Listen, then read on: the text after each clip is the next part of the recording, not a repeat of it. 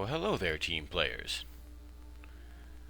My name is Jeremy, although you probably know me as the Snark.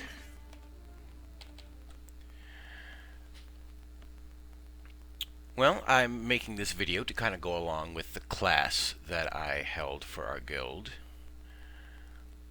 Today we're going to cover the things you need to know to be an effective great weapon fighter. This will be in a few sections, more for my own thought organization than anything else, and I'll try to keep it under a half an hour, but we will see. So, why a great weapon fighter? It's pretty simple. They're a lot of fun to play. You charge into a group of enemies, ignore all the damage you try to do to you, and just smash them into tiny little bits. You get to see great big orange numbers pop up in the air, and it's all fun and satisfying. As for mechanical stuff, you have pretty good AoE. You have really, really good single target DPS. You debuff the enemy fairly well. You don't really have much in the way of group buffs, but like the best way you buff the group is just by killing the boss, pretty much, because you just do so much DPS. So, let's see. Also, Unstoppable is a really fun mechanic, and if you use your dailies and your encounters properly, you really don't ever need to not be unstoppable in a fight, which is a lot of fun. You just run up to the boss, kind of ignore what he tries to do to you, and you hit him really hard over and over again. So, I mean, they're just a lot of fun to play. And, you know, you get to swing a big sword around. Like so. Good stuff.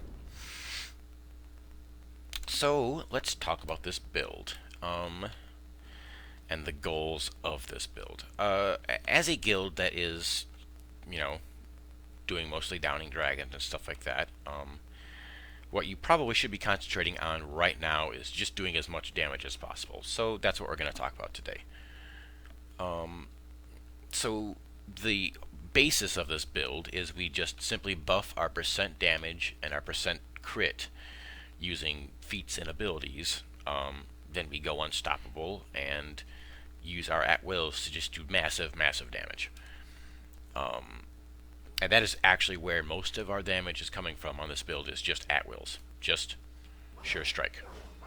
That's our bread and butter damage right there.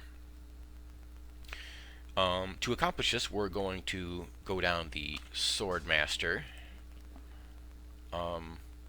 Paragon path, and we're going to take the Destroyer in our feat tree, but I'll get deeper into feats and stuff like that later. There is a link in the description of this video to both the notes that I used for this class and to the page that I used to make this build. You know, I took someone else's build. That's common. So, let's get into race. Well, as an adorable halfling, I am probably actually about the worst race you can be for a PvE great weapon fighter. We're pretty good at PvP, actually, because of a couple of different things. We've got good deflect and I think good control resist, but I'm not a PvPer, so that didn't help me. I just think I look cool. Look at this guy. Look at that mohawk. He thinks he's people. Anyways, so the best race to use for a great weapon fighter is either an orc, because you get the +2 to strength and dexterity, and you also get the 5% to critical severity, which is very important, or being a human, which that's because you get the 3 extra feats, so you can take, you know, like, say, these or something like that, and that's great. So, as far as ability rolls, every level you're going to want to take strength and dexterity. Don't worry about con. Your constitution, and by the way, I made my guy wrong. This is when I first started playing. You shouldn't have this much con. It should be like 15 or something like that. So don't go off what I have here. Go off what I have in my guild notes and what the page that I'm going to link you to says. So I did this wrong, but I'm not going to make a new character from scratch because I like him. anyways, let's see. So, like I said, don't worry about Constitution. You don't really need the defensive stats with the way your mechanics work. When you enrage, you get just a bunch of temporary HP anyways. So, you really don't need any of that stuff. So why don't we talk about stats then? There is, of course, a progression of stats, which I will talk to as soon as I'm done doing this, because I can't really do things and talk at the same time. It's pretty difficult for me. So, offensive over defensive. Really, the only defense we're going to worry about is maximum hit points. So I'll cover the offensive stats first. The first and most important offensive stat is weapon damage.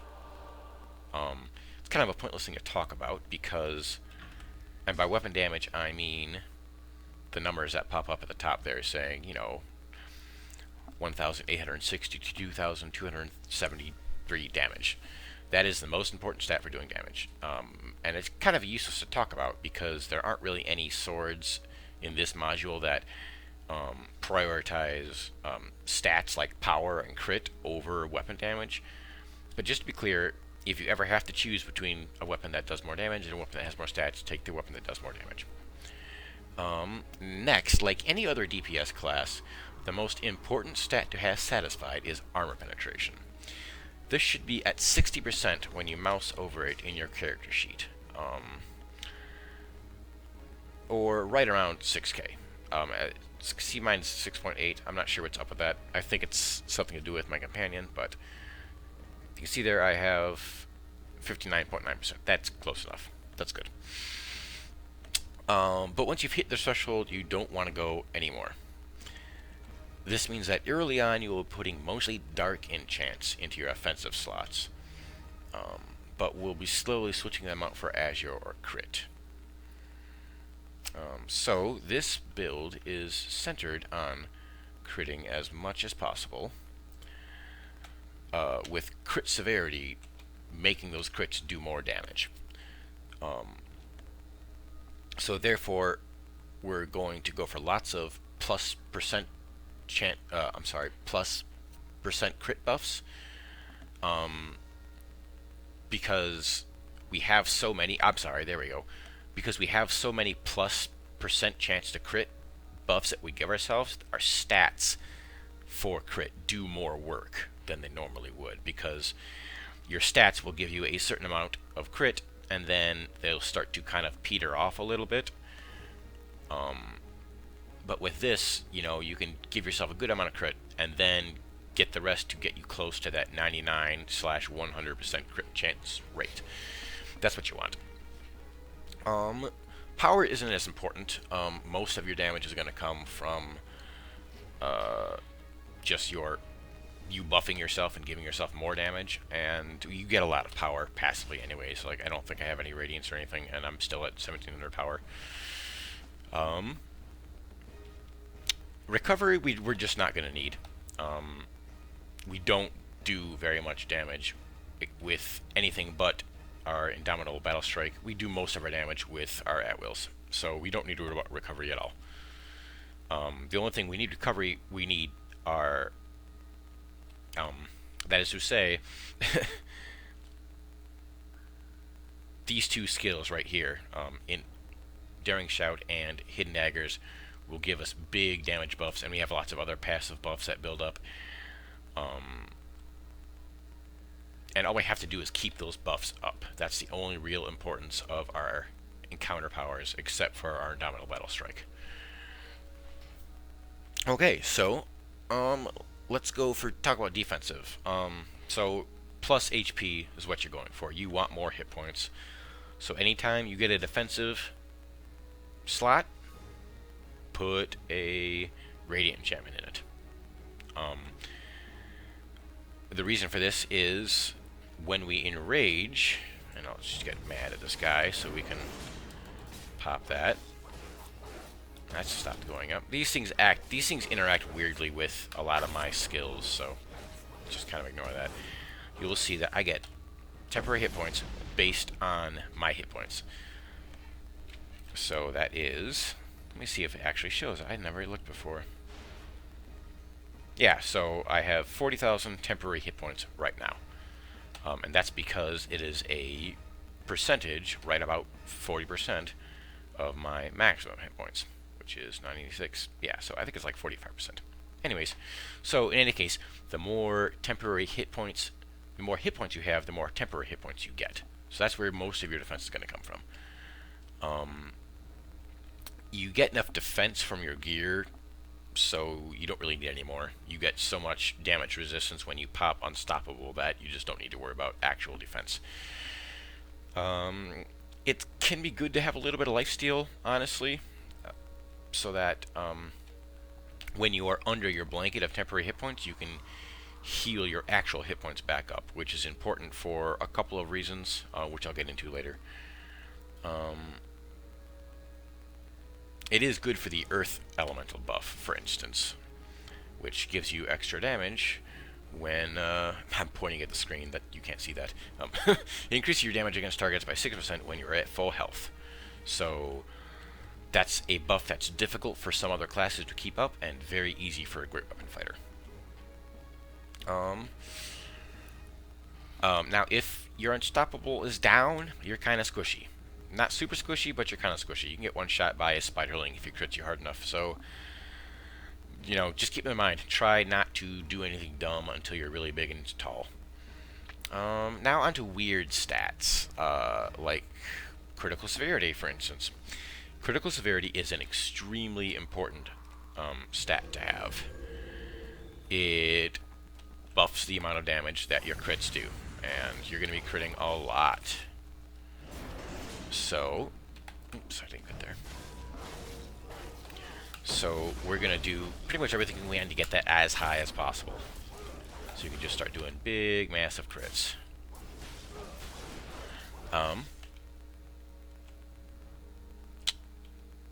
And you're going to be critting a lot, so you want them to hurt as much as possible. So, let's see. Combat advantage bonus is another big one. Due to our buffs and others, your combat advantage is always going to be up. So you might as well use it. Armor penetration is good to have.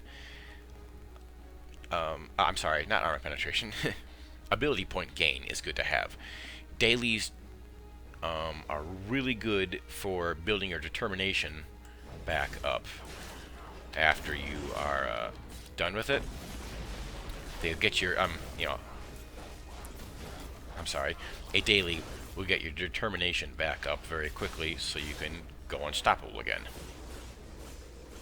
Like so. Oh. Anyways, so let's talk about gear real quick. So with the last couple of module releases, it's been way easier to control the stats that you get from your gear. You have a ton of selection from gear that all that's pretty viable. Dragonflight's going to be the best when that becomes available, obviously, but for now, I mean, you can get some Elemental Alliance, you can get some Elven Ward, some Drowcrafts is okay, you know, and then you can choose between Raid and Assault, because sometimes Raid has the stuff you want, sometimes Assault has the stuff you want. So just focus on getting the stuff that's going to get you what you need. You know, your armor penetration, your crit, and then look at power. So as far as weapon and armor enchants, you're going to want Vorpal and Soulforged. And, I mean, you're really going to want Vorpal. Vorpal is one of the most important parts of this build. It gives you critical severity, and that's what you want. It gives you a ton of critical severity, so get the best Vorpal enchant you can. I mean, honestly, that is one thing that's very definitely worth sinking a lot of money into. As for Soulforged, actually, just get the cheapest. Honestly, they're not very expensive at low level. They'll save you life every 90 seconds. If you upgrade it all the way, it'll save your life every 75 seconds. And that's going to cost you, you know, however many millions of Astral Diamonds. So don't bother spending all that money. It's way better used elsewhere. I mean, we'll get an artifact weapon. I got a Drowned Trident because the passive is like the second best to have, and it's way easier than the fire one. And I have my AP is up all the time, anyways, so I don't really need to worry about that. But they do, of course, have powers, and on your main hand, you're going to want to enhance your Sure Strike, because that's your... let's see. Oh, that's right. I have to do this to find that. You're going to want to increase your Sure Strike, because that's your main source of damage.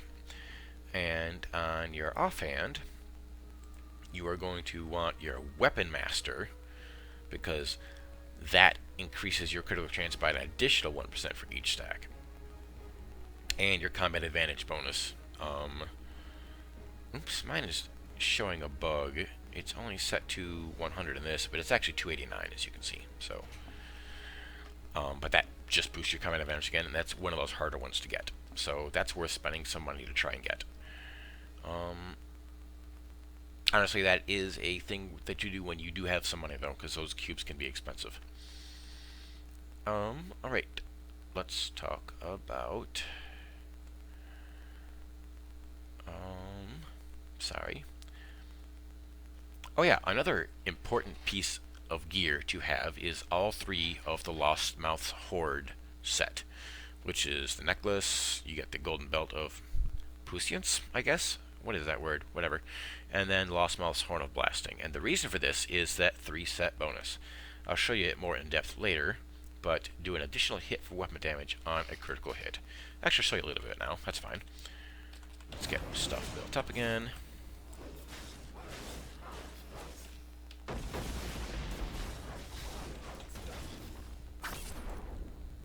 Oh, okay, there we go. So, let's take a look at this real quick. On the bottom here, critical hit. Your Sure Strike does blah blah blah. Does, 42,000 damage, and your... Oops, I must have messed it up. Okay, so let's see, it's coming up out of order in that case. Let me just try and get this built up again. I was going to try avoid doing this, but... Okay, so your Indomitable Strike deals 141,000 damage.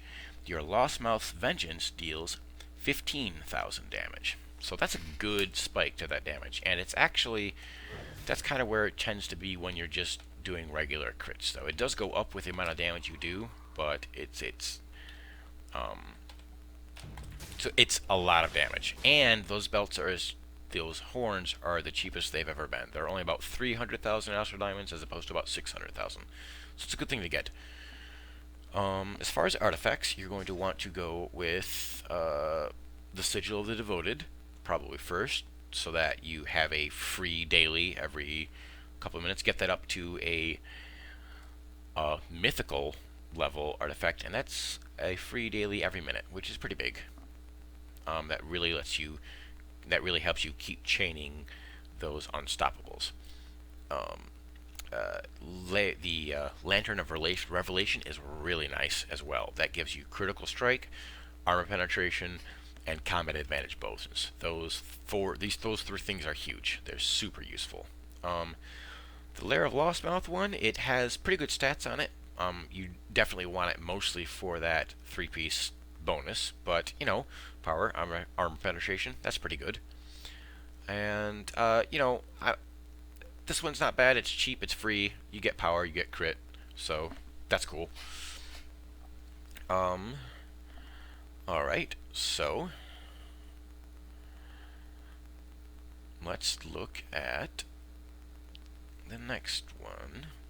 Oh yes. So you might want to invest in jewel crafting to get those personalized adamant rings. I got recovery because I followed some bad advice. I'll probably switch that one out for a piercing in just a moment, so I can then turn some of my enchants into crits instead of piercing. You could get lucky and get a +4 ring of Rising Precision. Oh, there's a couple other really nice ones, but hey, that one's really hard to get. I don't know how many times I've run that instance and not gotten it. Let's see. what else? Oh yeah, and overloads. I use both greater black ice ones. I use the corrupt black ice, which gives you power, and I use the corrupt lethal, which gives you critical strike. Okay, well, let's talk about companions real quick. Um, get an augment companion, honestly, and get the cheapest one. Like, there is one companion, I think it's the polar bear, that has that thing where if you don't crit, you do extra damage, some extra damage anyways. It's you're not going to not crit very often with this build. So don't bother wasting like the 3 or 4 million Astro Diamonds it takes you to get that pet. Just get like the $200,000 cat or something like that. That's way better. Or save up stones, and there's other ways to get good augment companions, but just get one. You probably want bonding runestones in any offensive slot and eldritch runestones in any defensive slot. Which, if you don't know, those gain you. Well, at rank 9, it gives you 9.5% of your pet's ratings. So that's an extra almost 10% of all these ratings back into me again, as well as me just getting all these. You'll want to get loyal gear, like this Ring of Loyal Master or the Necklace of the Loyal Avenger, that type of stuff. And get the best enchants, and you can put them into those. You just try to get as much stats out of this as possible. And that prevents your minion from dying at Black Dragon and turning into a ghost and killing more people. So that's good. As for the rest, I'm running 3 Archons, as you can see, just for the percent damage they give you. For instance, this guy gives me 3% plus 2.5%, which is 1%, because of my other 2 Archons. Additional damage when enemies aren't at full health. This one gives me another 5% damage when they're below 50 hit points, and this guy gives me an extra 7% damage because of the 2 other Archons when my health is full. And since I'm usually sitting under a blanket of temporary hit points, my hit points are usually full. Archons are a nice, cheap way to get some solid extra damage. I'm still working on my 5th one. I haven't found one that I like I haven't found a passive that I like on any other ones. I think the Yeti's one is kind of bad, but I'm working on that. It is my plan eventually to turn her into my primary companion through use of a bunch of say perfect bonding runestones. But anyways, that's another super expensive option, which I won't be taking anytime soon. Alright, let's see. So, let's talk about class features, at-wills, encounters, and dailies. So a big thing to remember with Great Weapon Fighter is that they are very much dependent on utilizing they are very much dependent on utilizing all of their abilities and feats for synergy. Self-buffing is the most important part of being a Great Weapon Fighter. Do it right, and no other class will touch you in damage. So, Great Weapon Fighters are a little bit different from other classes in that there's only really one viable build with a single for single target DPS. And it really has just a single set of at-wills, encounters, and dailies. You can modify it a little bit, but you will just be straight up doing less damage in exchange for maybe a little bit of healing or controls. Most of the time, which you can't do a boss anyways.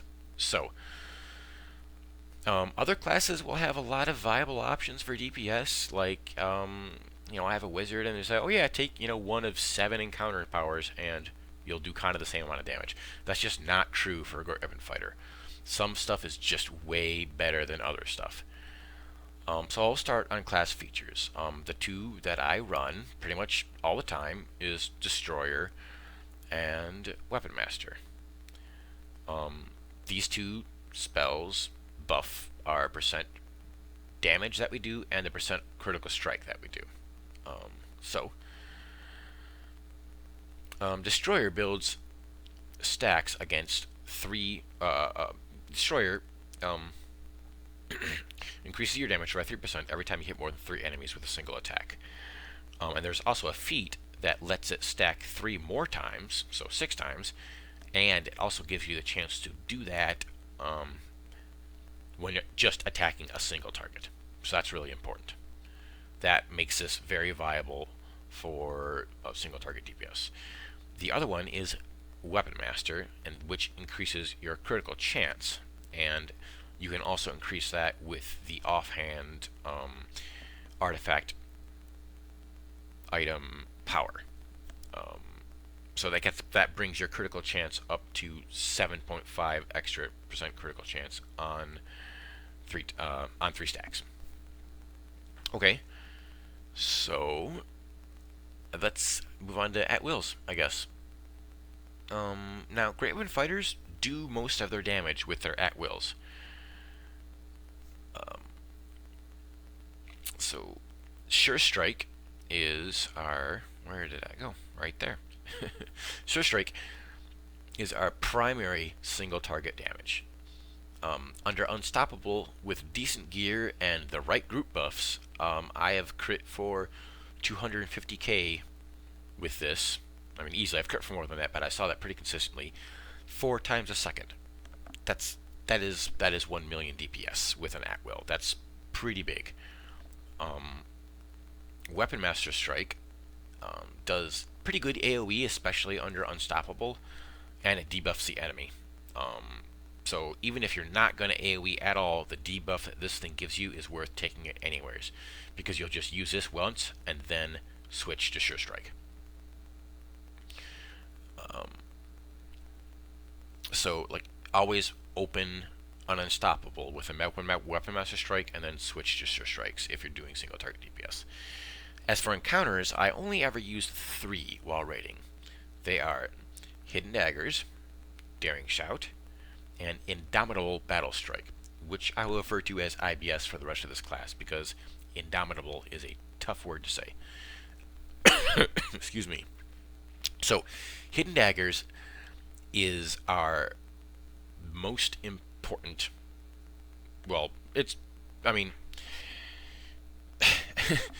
is our most important encounter spell because of the buff that it does. It does good AoE damage, but what is really important about it is the fact that, I gotta go down, it buffs your melee damage to 40%. It gives you 40% extra melee damage. That is friggin' enormous. The importance of this encounter power cannot be overstated. If you don't have this buff up, you're not going to be doing damage. So it definitely is a spell that should not just be spammed. You should make sure you have one on hand to buff, like for instance, just before you do an IBS, or just keep this buff up and you'll do damage. Daring Shout is pretty much how we greet mobs. It is a... Oops, I'm going to do this again. Sorry. Here it is. It marks all enemies around you. It gives you determination, gives you damage resistance. It lessens their damage resistance, and with a feat, it also gives you 15% damage. And we'll talk about that a little bit later. But that's a very important thing to have. Now, Indomitable Battle Strike, or IBS, is a encounter power that on any other class would be like a main source of damage. But it's still not... But we do most of our damage with our at-wills, but it's still a very important thing to have because it does do a big chunk of damage. Like just before an Unstoppable ends. And also it builds armor penetration. It builds your ability points, especially if you manage to execute with it. Also, it has an execute mechanic itself, and it marks everyone around you if you kill an enemy with it. So that's pretty cool. So as far as dailies goes, dailies are a little bit strange on Great Weapon Fighters because they're not... They don't actually do all that much damage. And they do a lot of damage, but, like, not compared to the damage we just do by hitting things with our sword with our at-wills. But what they do is, like I demonstrated, they help you get your determination back so you can go back into unstoppable. So I actually generally like to use crescendo and slam, which is right here, because it's a very useful spell because you activate it and it just does damage for a long time, and you don't have to waste. You just activate it. It takes a half second, and then you can go about your normal business, and you're debuffing everyone and you're doing damage to everyone. It's a good spell to have. Crescendo fills your ability points better anyways, or I'm sorry, your determination. But, a lot of people like to use Spitting Strike, and I'm finding that in AoE situations, it helps to refill your determination very quickly. Alright. So, let's go into feats. Like everything else, you use your feats to build your percent crit and your percent damage. Like I said, there is a link to the build that I used in the description to this video, but I will go over some key points. So in heroic, you're going to want to go all for offensive except for toughness, which buffs your maximum hit points quite nicely for a measly 3 points. Then, let's see, Steely Defense is nice, because even though you're not really going after defense in this build, you actually get so much of it, just passively. Where is my defense? I was looking at something else. You get, a good amount of it, so you get a good amount of power off of that. Defense.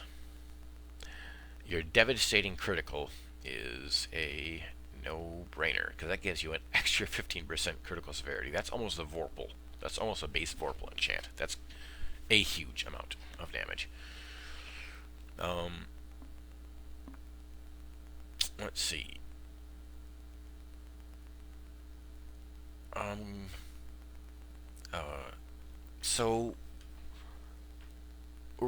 So we go down Destroyer, as for our Paragon feats.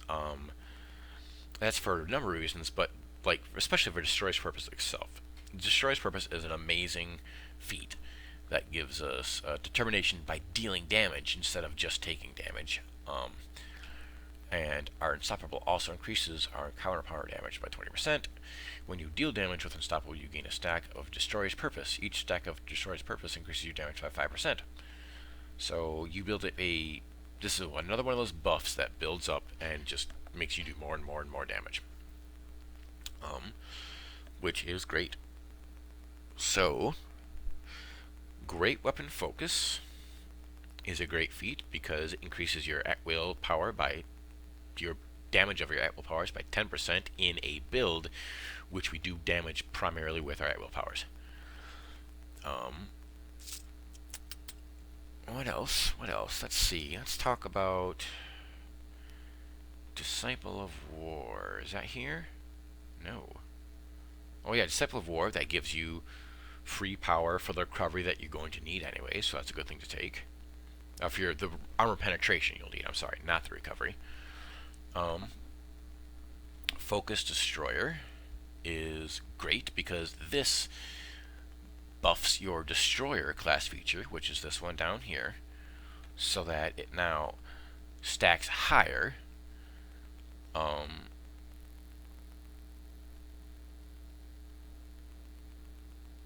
I'm sorry. It grants you.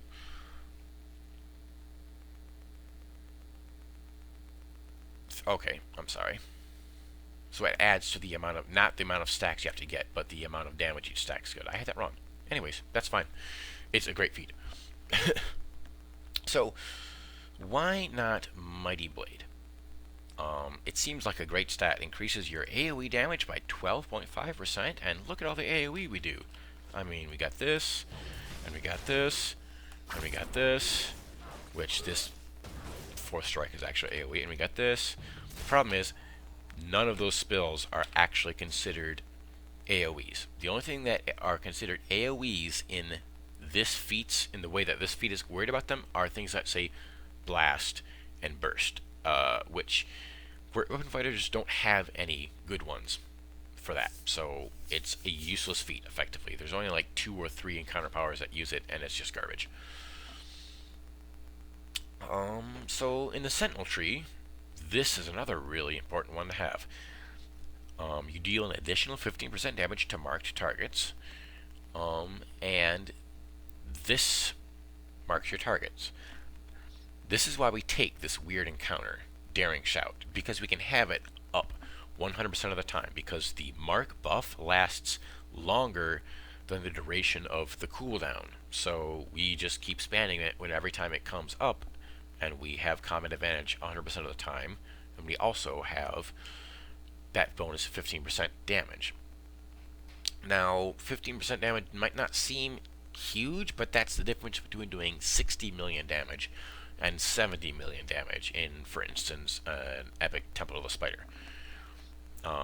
Student of the Sword in the Instigator tree is not bad. It's a good party buff, but I mean, you could go other places, probably. That would be fine. Let's see. Why don't we talk about... So implementation. How do we put this all together? Well, I'll give a demonstration, I guess. And let's go this way. So basically, what you are going to want to do is run up to the mobs, hit your Daring Shout. Where is it? Here it is. Get your Hidden Daggers. You'll want to do a Weapon Master's Strike to debuff them further, and then you're going to want to, keep attacking until you can get your Unstoppable off, and then do so. Or if you happen to have Daily sitting around, use that. Quickly build up your Unstoppable. You want to get that Unstoppable off as soon as possible. Start using your Unstoppable. Usually you'll want to Weapon Master Strike into a salvo of Sure Strikes again, and then just before your Unstoppable goes off, you're going to want to use your IBS. Now, the reason you wait to use your IBS is because we have all of these things that stack up, basically. So let's just grab these guys here. Good. Where's the rest of them? Here they are.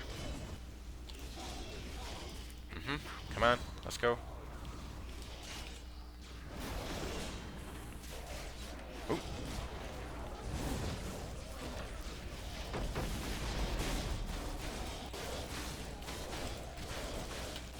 And last second. Use that.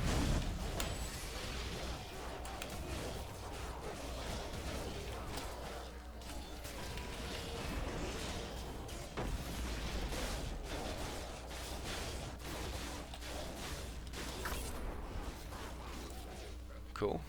Kill this goblin. Good.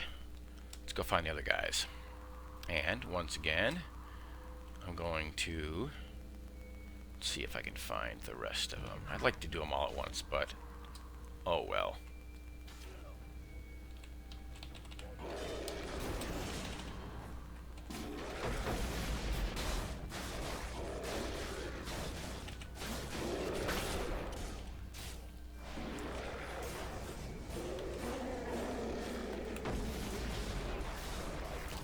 Cool.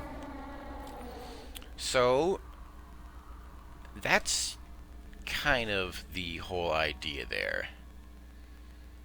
I mean, it's pretty easy. The hardest part of doing damage with a Great Wolf Fighter is getting the gear together, honestly. Really, you're just looking to constantly keep your buffs up. Make sure none of your buffs ever drop off, and make sure you're not wasting stuff. See, like that, I IBS'd much too early, so it didn't do a lot of damage. And I'm gonna get knocked over here, but that's fine. So,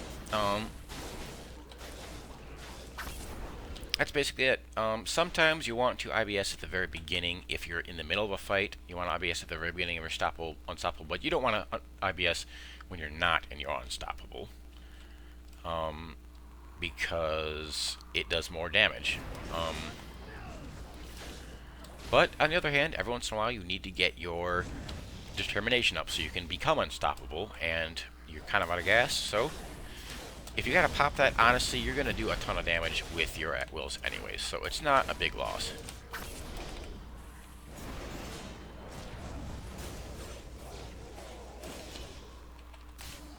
Let's just finish these guys off.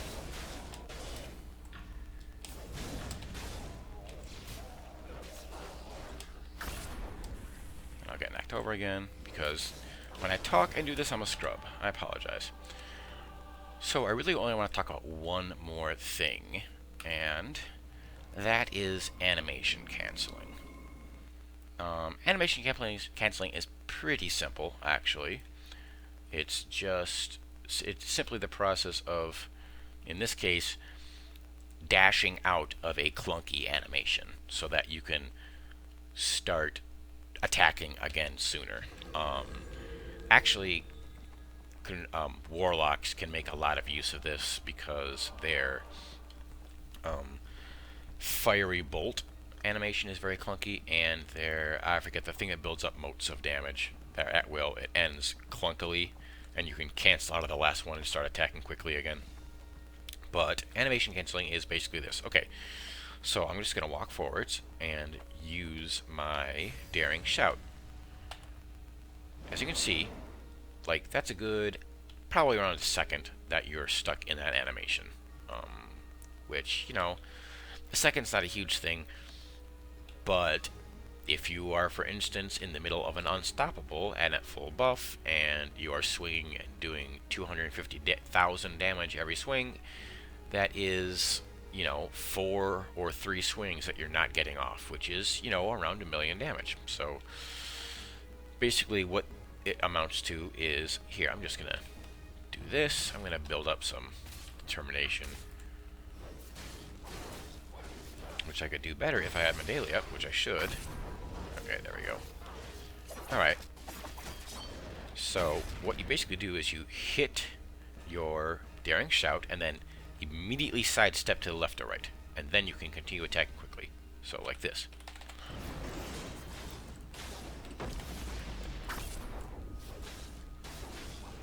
Like that. I'll show you again when it comes back up.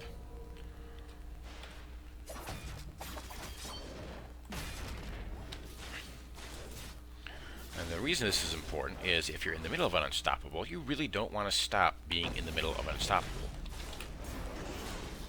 because you're missing out on a lot of damage.